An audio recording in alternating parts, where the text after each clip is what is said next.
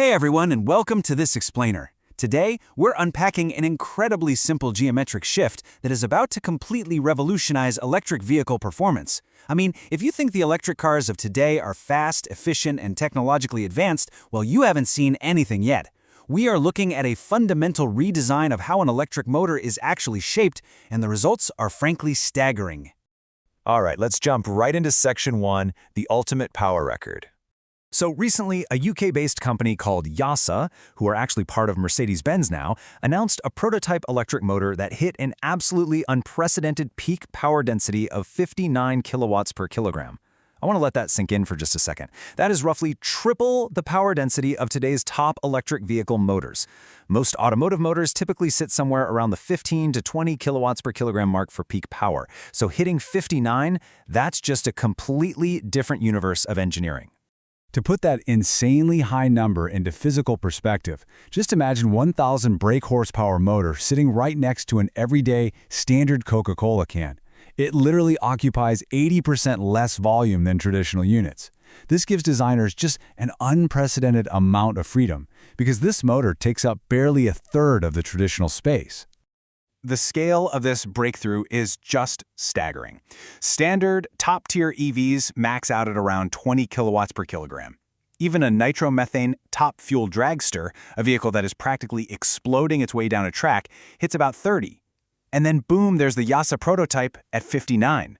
Now sure, as some analysts have jokingly pointed out, it's still chasing the 153 kilowatt per kilogram space shuttle turbopump.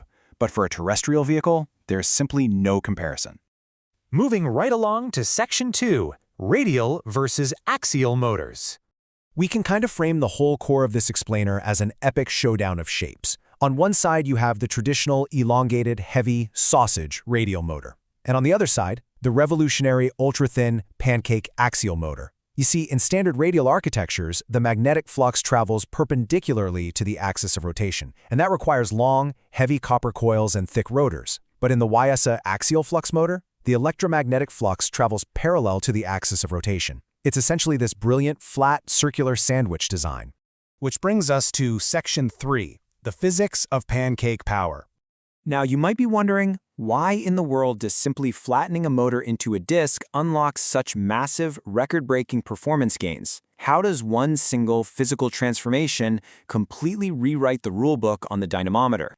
Well, the crucial point lies right here in the definition of torque density.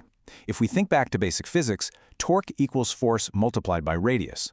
By taking those permanent magnets and moving them further out from the center axis, meaning you're increasing that radius, you naturally multiply the torque.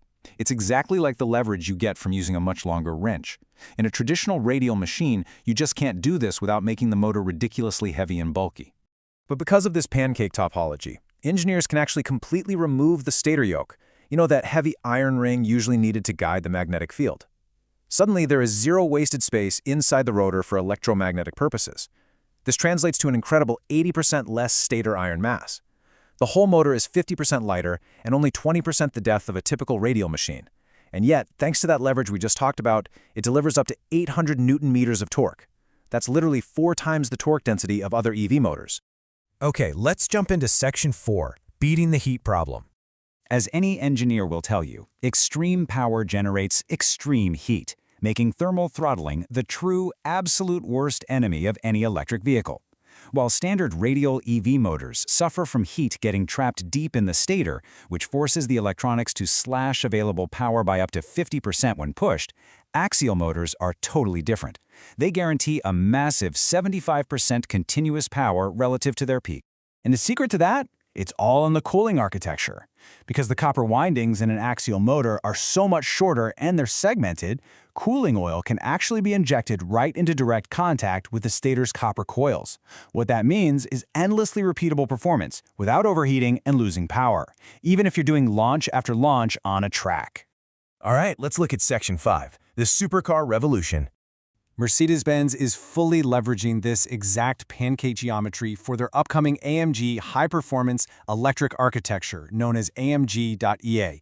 By packing in 3 of these YASA axial motors, built right over in Berlin, by the way, these test vehicles are churning out an astonishing 1,169 horsepower. They are launching heavy, luxury four-door coupes from 0 to 100 kilometers per hour in a blistering 2.1 seconds. It's absolutely wild. And hey, it's not just quick off the line. Over at the legendary Nardo Ring in Italy, an AMG prototype was put through some seriously extreme endurance testing. We're talking running for over 40,000 kilometers at constant speeds of around 300 kilometers per hour. Just think about the thermal load that generates. Yet, even with outside temperatures pushing past 35 degrees Celsius, that direct oil cooling kept the stators and rotors in perfect thermal operating windows, with zero degradation in performance. Even the legacy supercar builders, who are incredibly dedicated to internal combustion, are jumping on board here. Companies like Ferrari and McLaren were actually some of the first to realize the true potential of these ultra-flat modules. Because they're just millimeters thick, they can be seamlessly squeezed right between a screaming combustion engine and the gearbox. This gives models like the SF90 Stradale and the McLaren Artura hundreds of newton-meters of instant electric boost, all without even having to lengthen the wheelbase of the car. So that brings us to the ultimate takeaway.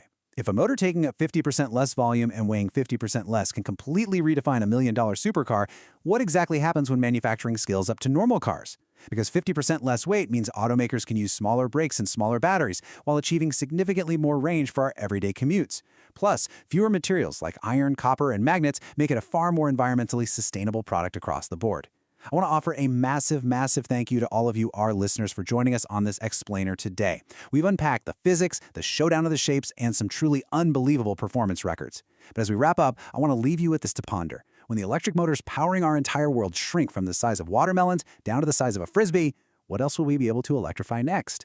Keep learning, keep questioning, and I'll catch you in the next explainer.